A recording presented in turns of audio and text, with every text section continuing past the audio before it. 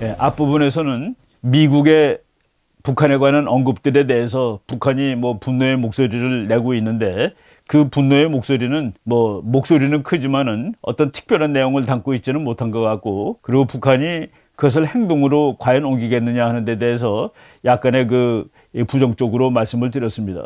제가 부정적으로 말씀드린 이유는 아마도 바이든 행정부는 트럼프와 달리 군사력을 사용할 수도 있겠다라는 생각이 듭니다. 그 뭐 여러 가지 이유가 있겠습니다만은 약하게 보인 정부가 행동을 오히려 더 크게 할 경우가 많이 있죠. 바로 그런 의미에서 북한이 어떤 행동을 과연 보일까에 대해서 조금 그 의문을 하는 그런 말씀을 드렸습니다. 그런데 이제 여기서 문제는 지금 미국 사람들도 말을 자주 하고 있습니다만은 한국은 뭐 하냐라는 겁니다. 지금 북한 문제를 해결하는데 특히 이제 바이든 행정부는 동맹과의 관계를 적극적으로 강조하고 있는데 한국이 거기서 제대로 하고 있느냐라는 그 의문을 제기하는 겁니다. 현 대한민국 정부가 대한민국 정부라고 말하겠습니다. 왜 정부가 하는 외교 정책이 국민들의 그 여론하고 많이 다르다고 저는 지금 보고 있습니다. 미국에 관한 그 태도도 다르고, 그리고 중국에 관한 태도도 다릅니다. 우리 보통 국민들하고. 그래서 대한민국 정부는 국제정치적으로 누구 편이냐? 미국과 중국의 갈등에서 한국 정부는 누구 편이냐? 그리고 북한과 미국이 갈등하는 와중에서 한국 정부는 누구 편이냐? 마이클 오한론이라는 제가 여러 번 그 인용을 한 학자입니다. 마이클 오한론 박사가 한국이 미국과 북한 사이에서 중립국처럼 행동하고 있는 것이 맞는 거냐라고 이제 비난을 했습니다.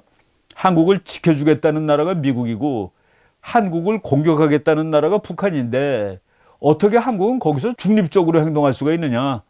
이거는 뭐 국제정치에서 도무지 설명이 안 되는 잘못된 그런 행동이죠. 그래서 오늘 북한의 현황을 먼저 일부 살펴본 다음에 지금 한국의 그 행동이 잘못되고 있다는 그런 내용들을 말씀을 드리겠습니다. 탈북민 단체가 날짜를 정확히 밝히지 않고 장소도 정확히 밝히지 않았습니다만은 일단 북한에 상당량의 전단과 뭐 또 물자들을 이제 북한으로 날려 보냈습니다. 이제 자유 북한 운동 연합이라는 단체죠. 그러니까 이제 25일부터 29일 사이에 이미 언젠가 예고를 했던 일입니다. 예고를 했던 일을 했죠. 이 법에 의하면은 뭐 3년 이하의 징역에 처한다라고 돼 있는데, 저 자유북한운동연합의 그 박상학 대표라는 저분은 이제 뭐 이 평안도 출신의 탈북자인데 아주 체격은 작지만은 야무지고 대단히 그 용감하고 애국적인 사람입니다. 이 사람이 지금 어디 그 장소를 밝히지 않은 곳에서 큰 피켓을 들고 사진을 찍었는데 거기에 이렇게 나왔습니다. 핵 미치광 김정은 놈 때려 부셔요 하고서 어린아이들이 쓰는 그 문장을 쓰고 그 그림 밑에 굶주린 인민의 피땀으로 핵 로켓 도발에 미쳐버린 김정은을 인류가 규탄한다. 북한이 살 수 있는 길이 있습니다. 북한은 국경을 열면은 북한 사람들 다 살 수 있습니다. 국경을 개방하고 그리고 사회를 열면은 북한이라는 나라가 사는데 문제가 없습니다. 그런데 그것이 김정은 정권의 죽음을 초래할지도 모른다는 두려움 때문에 김정은은 북한을 꽉꽉 걸어 닳고, 뭐 김정은뿐만 아니라 김정은의 아버지 할아버지가 다 그렇게 했습니다. 그 대신에 핵을 만들어 가지고 이렇게 잘못된 정책을 쓰고 있는 것이죠. 그 얘기를 그대로 그냥 쉽게 쉬운 말로 쓴 겁니다. 굶주린 인민의 피땀으로 핵 로켓 도발에 미쳐버린 김정은을 인류가 규탄한다. 그리고 다시 한번 또 전단을 북한으로 날리겠다고 얘기를 했는데, 여기서 이제 우리가 한번 생각을 해보십시다. 전단 50만 장이랬습니다. 종이 50만 장이면 얼마나 그 양이 많겠습니까? 그것을 했고, 그 다음에 소책자 500권이랍니다. 뭐 조그만 책들이겠죠. 북한 사람들이 주워서 이제 읽어보는 겁니다. 그리고 1달러짜리 지폐 5,000장, 1달러짜리 5,000장. 여러분 한번 생각을 해보세요. 1달러짜리 지폐 5,000장을 무슨 방법으로 마련을 하겠습니까? 이거는 상당히 저는 이 자유세계가 이 행동을 함께 하고 있는 거구나라는 생각을 했습니다. 요 전단 50만 장, 1달러짜리 지폐 5,000장. 그래서 생각을 해봤습니다. 은행 가서 1달러짜리 5,000장 주세요. 그러면 그걸 줄 은행이 어디 있을까? 이런 식으로 봤을 때 지금 이 일은 어떤 물론 대표적으로 자유북한운동연합이 한 행동이지만은 이 행동은 국제사회가 막강하게 후원을 하는 그런 일이라고 봐야 되겠구나라는 생각을 하게 됩니다. 예. 김여정이가 또 얘기를 했죠. 이것이 사실 김여정이 하명을 해서 만든 법을 직방으로 어긴 것입니다. 김여정이가 북한에 삐라 뿌리지 못하게 뭐 소리를 지르니까 우리가 법을 만든 건데 대북전단 금지법을 그래서 김여정 하명법이라고도 얘기를 하죠. 김여정이가 또 얘기를 했습니다.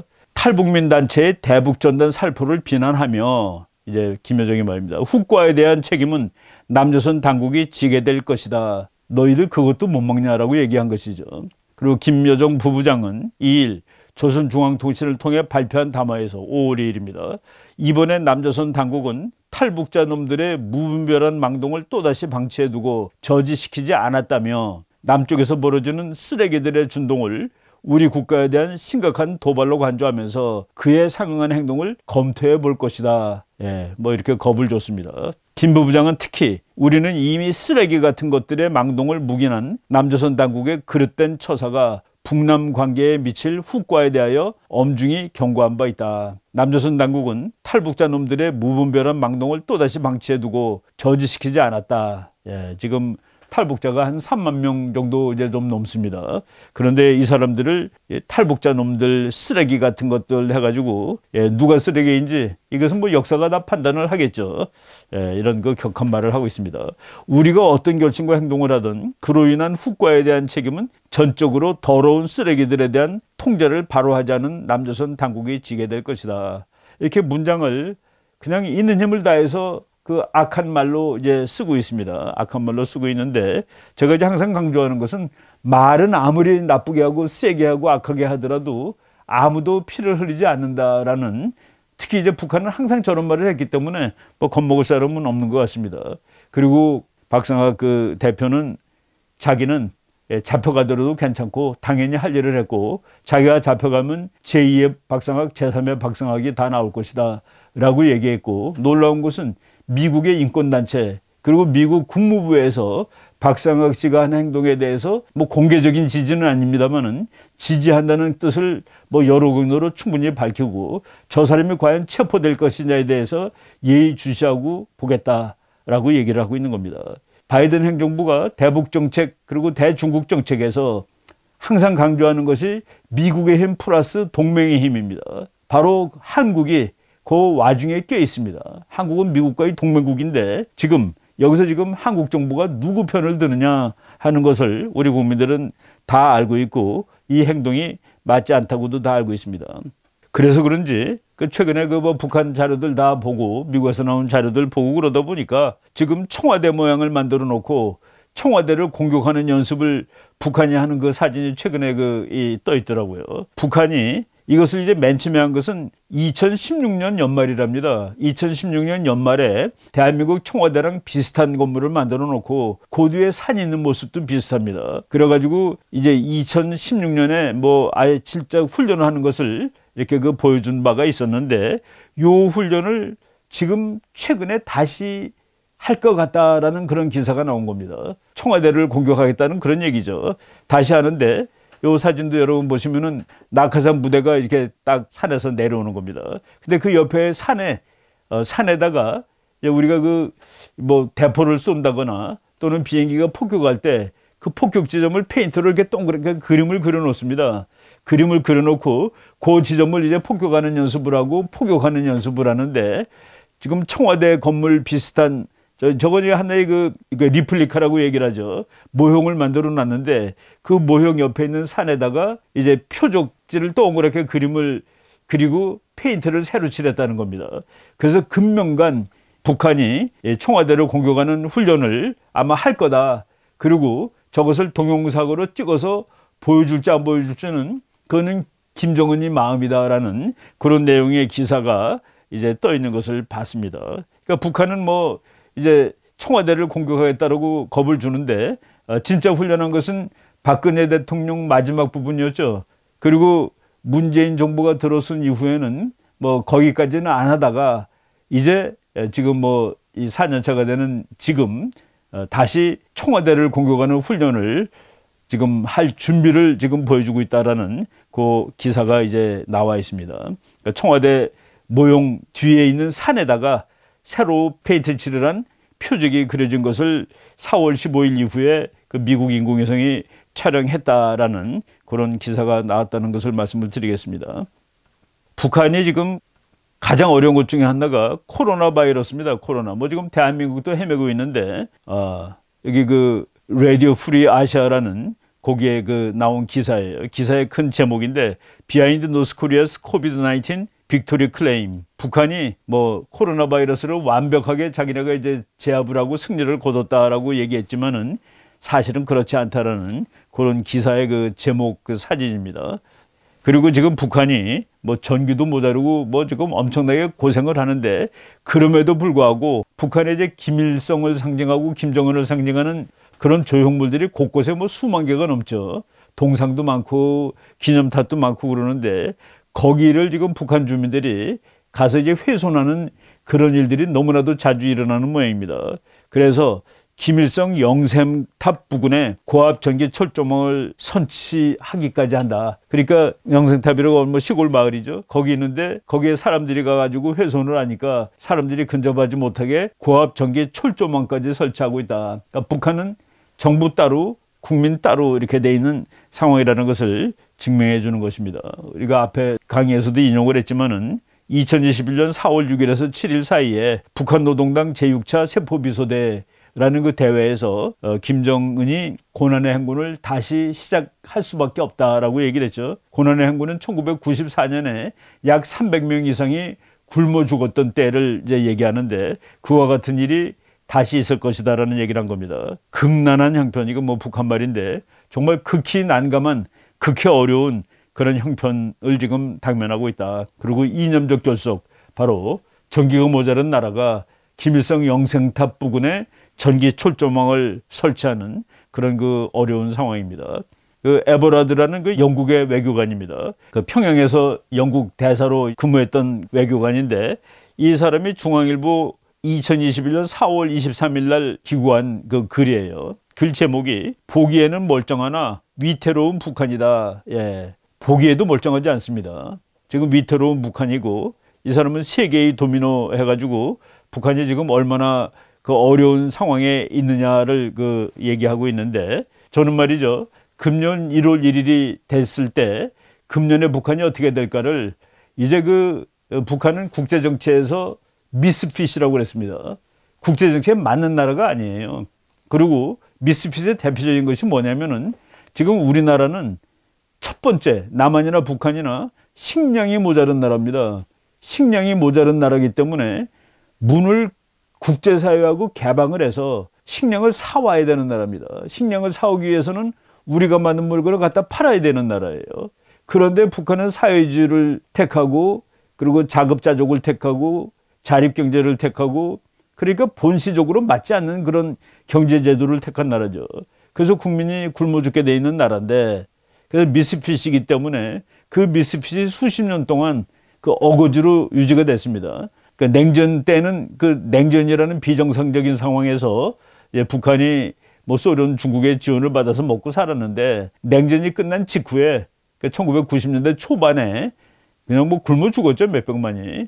바로 그런 상황을 지금 극복을 못하고 이 상황을 극복하기 위해서는 다른 모든 사회주의 국가처럼 개혁 개방으로 나가면 되는데 그걸 하는 대신에 문을 더 걸어 담그고 그리고 핵폭탄을 만들고 있는 이런 조치를 취하고 있는데 이것이 이제 거의 끝날 때가 되었다라고 보여주는 것이죠. 예.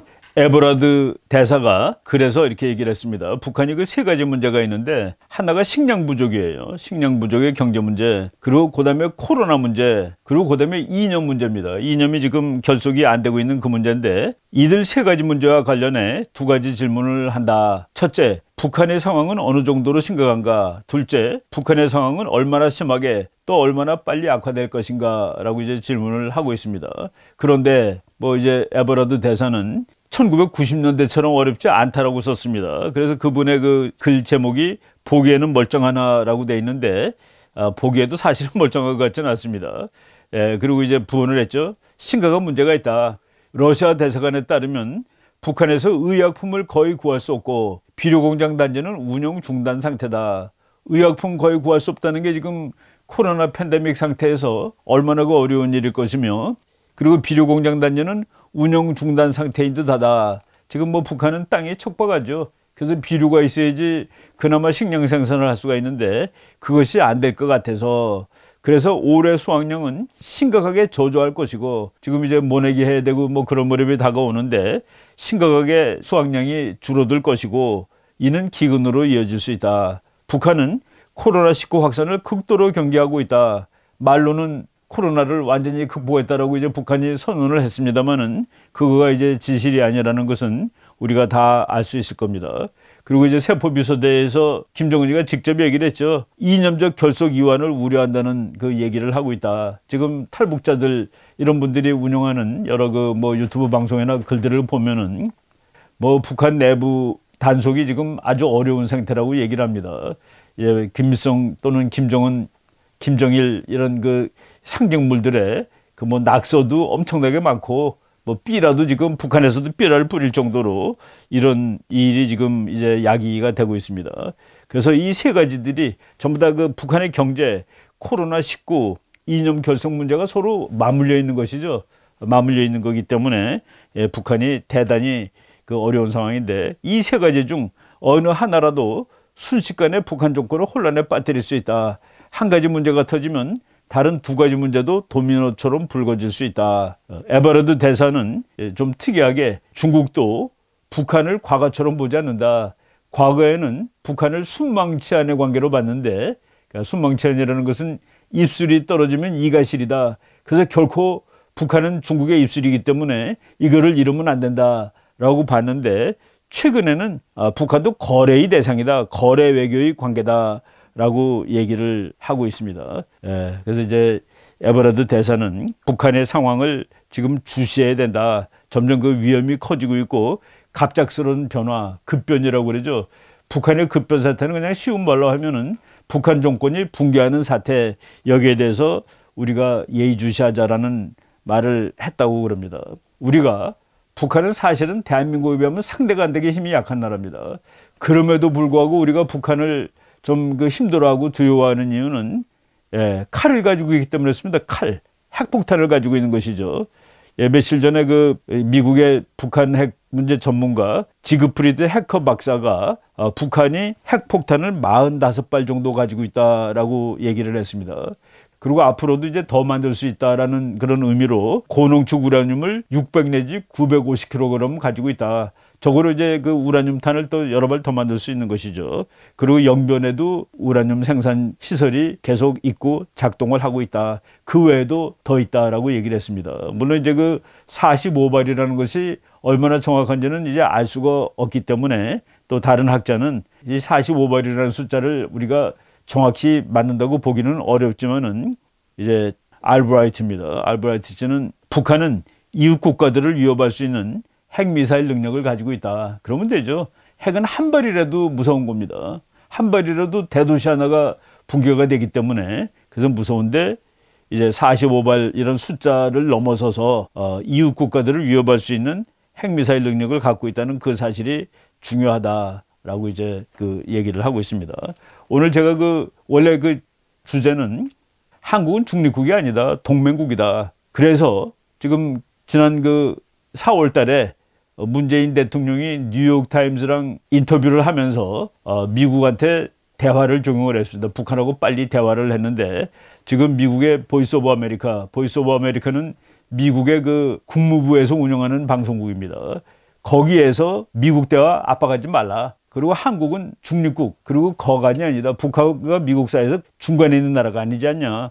동맹국인데 왜 이런 식으로 행동하느냐 하면서 제가 이미 말씀드린 그 마이클 오한론 박사를 인용을 한 겁니다. 마이클 오한론 박사는 최근 미국 학자 중에서, 미국 국제정치학자 중에서 가장 책을 많이 쓴 그런 학자라고 생각이 되는데, 1961년생이니까 금년에 이제 뭐 딱 60세가 된 학자입니다. 이 사람은 아주 경력이 재미있는데, 원래 물리학과를 학부를 졸업을 했습니다. 물리학 학사를 받았고, 그리고 석사는 공학 석사를 받았습니다. 공학, 그러니까 Master of Science in Engineering, 공학 석사를 받았고, 그리고 정치학 박사를 1991년에 프린스턴 대학에서 받은 사람이에요. 그리고 뭐 과학도 하고 국제정치학도 하는데, 이 사람은 특히 미국의 국방정책 그리고 전쟁 이론, 뭐 전략 이론 이런 데 대해서 아주 뭐 정통한 그런 학자고, 그리고 최근에는 우리가 소개를 했었습니다. 지금 한국과 미국 사이에 만들어 놓은 연합사령부라는 그 제도는 전략적으로 봤을 때 너무나도 탁월한 전쟁 억제 장치인데, 그것을 지금 뭐 바꾼다는 것은 전부 다 말이 안 되는 그런 얘기다. 그렇기 때문에 그 한국에게 전시작전 통제권을 넘겨준다는 그 발상은 미국의 국가안보를 위해서, 그리고 한반도의 안정을 위해서, 그리고 전략 이론상으로 전혀 옳은 것이 아니다라고 이제 논문을 쓴 적이 있었습니다. 그 논문은 저희들이 한번 그 소개를 한 적이 있었죠. 그 마이클 오한론 박사가 한국을 방위해 주려는 미국하고 한국을 공격하려는 북한 사이에서 어떻게 한국이 중립국처럼 행동할 수 있느냐 하는 그 놀랍다라는 그런 질문을 하고 있습니다. 네, 뭐 제가 그 최근에 그 마이클 오한론 박사가 글 쓴 것들을 봤는데 참 다작이면서 공부도 부지런히 한다는 생각이 들었습니다.